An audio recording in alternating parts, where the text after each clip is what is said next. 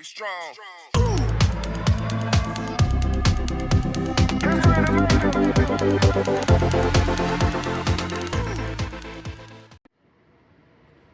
It's been a while since we've taken a really good look at my 125 gallon tank.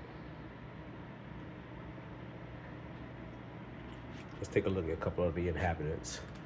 First, let's take a look at some of these plants that I picked up at PetSmart a few months ago. I think it's a really good looking plant. You can pick these up at any local PetSmart. They look good. They got a little bit of a price to them, but they're definitely some good looking plants. I also was able to pick up these tall grass plants. They're really soft. They're not hard at all. They're very soft. The fish seem to like them.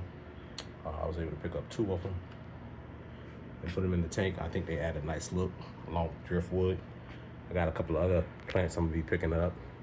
I'm trying to get away from them looking too fake. Although I couldn't resist this plant, which adds a beautiful pop of color into the tank.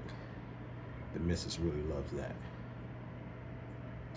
This is another plant that I picked up from PetSmart as well. And like I said, they have some pretty good quality looking plants, which you don't see too often in big box stores. The other plants that I have in here are just some plants I had picked up a while ago. They don't look as good as some of the other ones that I picked up from PetSmart, but for now, they're in here. I'm going to be replacing them as well. I'll be putting them down in one of the 75s, but for now, they do add a little bit of color. And of course, we have our piece of driftwood right in the center. It's a nice piece. It's hollowed out. There is a Raphael cat that likes to live inside of there. He comes out during feeding time. Now let's take a quick look at some of the tank inhabitants. We've got a small group of electric blue acara in this tank. We have this guy who's the biggest of the group. I would say he's getting close to about 5 inches. It's pretty big. He's still got some growing to do. I've seen some big blue acaras. I think he's going to be one of those big blue acaras that hit the 7-inch mark. Like I said, he's about 5 inches, but he's been showing some mating behavior. As you can see him there, doing a little shaking. He's been cleaning off this rock over here. That the one out in the back corner there, I don't know if those two have paired up or not, but they spend a little time together. I'm hoping that somebody in here is a male and a female. Like I said, there's 4 of them in here. They're of a decent size. There's another one here. And they have some good color on them. They like to eat. They get their eat on real good. The biggest fish in the tank is about, I would say he's pretty close to being 10 inches, if not already 10 inches. And I'm pretty sure that this is a female chocolate cichlid, and she loves to put her colors on at times. She's not as colored up as I've seen her. She really can get those greens fired up sometimes. She's very personable. She comes up to the tank. Sometimes those reddish browns and those greens are really popping sometimes. She's not fired up today. She's pretty low key. I would say she's the tank boss, but she's not a bully at all. She's pretty laid back. Got this oddball in here, this angel, who gets along. He nobody bothers him. Nobody's nipping at his fins or anything like that. I do drop some vegetable flake food in here, and he likes to come and or she likes to come and get it. I think it might be a female. I don't see a nuchal hump starting to form on her at all, but you know, she's relatively small. I would say she's like maybe 3.5 to 4 inches, but she's maintaining.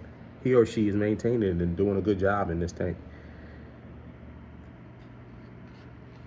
The next biggest fish in here is this green severum.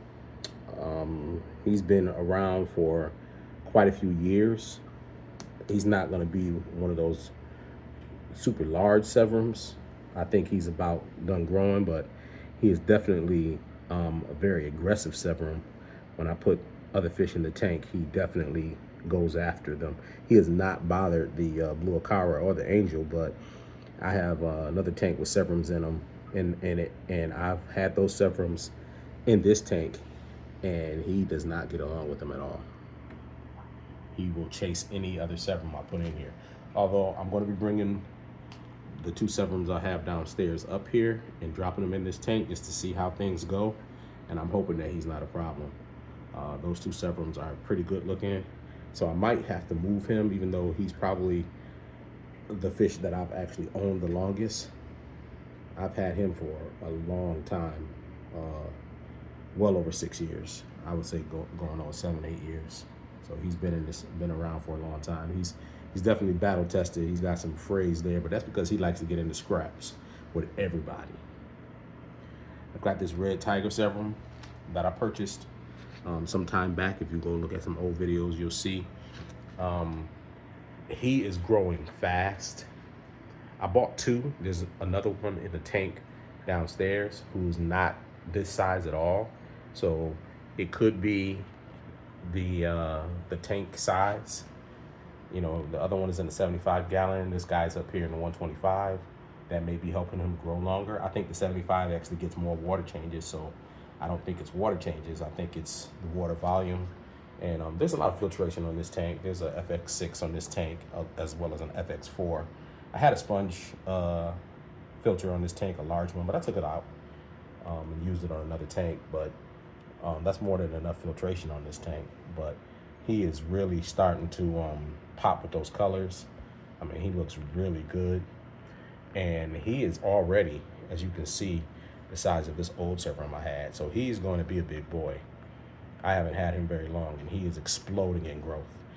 I hope that when I bring the other one up here, that he's able to not be a problem. They were in the same tank together, but for whatever reason, he just was not having it.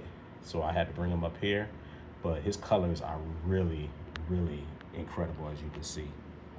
I mean, that blue in the face, the gold in the body, the red on the belly.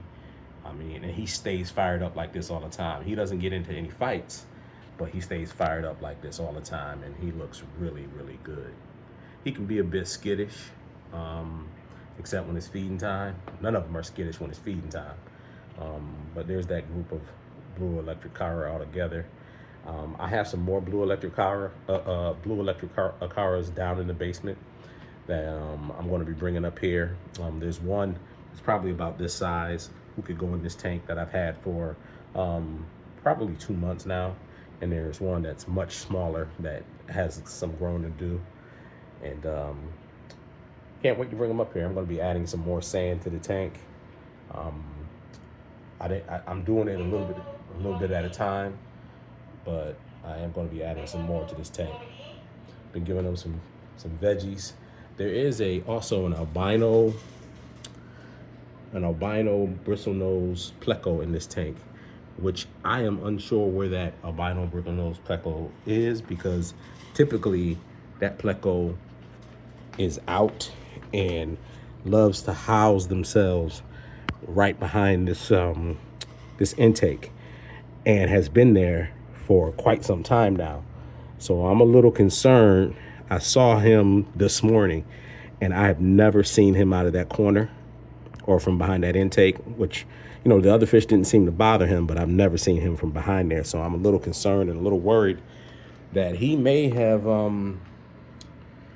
had a run-in with somebody. I don't see him anywhere. I don't see his reflection on the back of the back there or anything. And I'm taking a good look around the tank, and I really just don't see where he could be hiding. And that was his favorite spot. The only thing I can imagine is that he has gone into this log here. I'm hoping that he's in there. He was a pretty good size too. Definitely too big, I think, for anybody to eat. The only person that would even have a chance at possibly maybe even eating him is the chocolate cichlid. So I'm gonna keep my eye out for him, and I'll keep you updated. But right now he is missing, and he's been in this tank now for about 2 months. And like I said, he was a good enough size to not be anybody's snack. So I'm not sure where he's hiding. If I was to put money on it, I would say he's in that log. But if he's not in that log, they buried him in the sand because I don't see any bones or anything like that around. And I'm gonna keep my eye out. And I was thinking about moving him down to another tank because he was staying behind that intake filter so much. And I was like, you know, I wanted him to maybe come over to this log and start maybe trying to clean it a little bit.